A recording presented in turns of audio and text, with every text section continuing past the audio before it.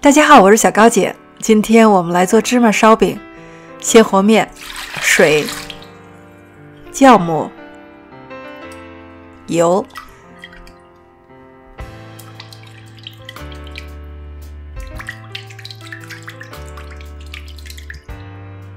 加入面粉和盐。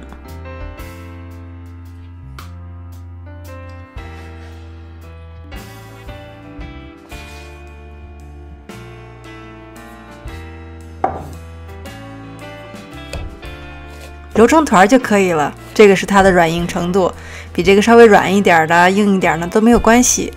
醒面20分钟，回来揉面1分钟。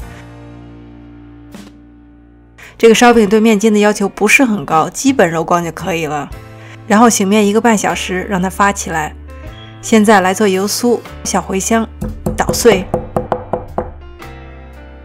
锅里倒油。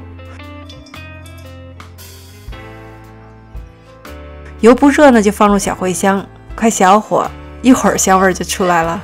小茴香稍微一变色就起锅，泼在面粉和盐的上面。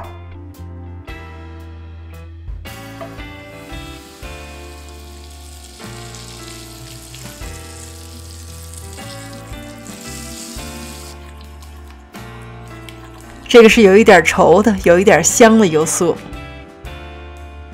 1个半小时之后，把面团取出来。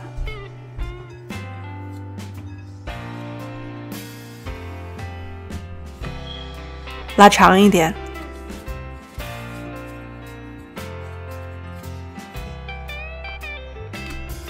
然后8等分，左手虎口收口，右手指尖抓住面团往下拽，2个手一配合，小面团很轻松的就分开了。擀长，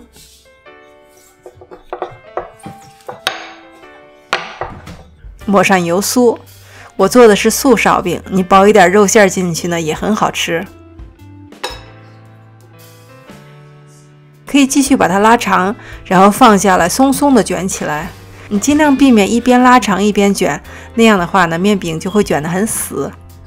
拿起第1个卷好的面团，先擀长，然后擀面杖横过来，再擀宽。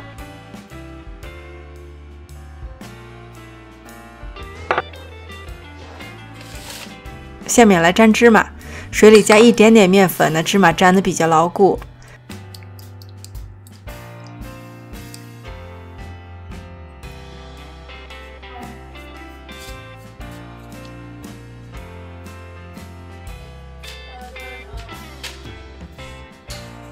芝麻粘好了，剩下最后的一步就是把它做熟。你用烤箱烤也可以，你用铁锅烙也可以。如果是用铁锅烙呢，现在就可以上锅了。用烤箱呢，它比较快，比较省事儿。连石头一起放到烤箱里，最高温度预热。预热的同时，面饼还可以再醒发半个小时。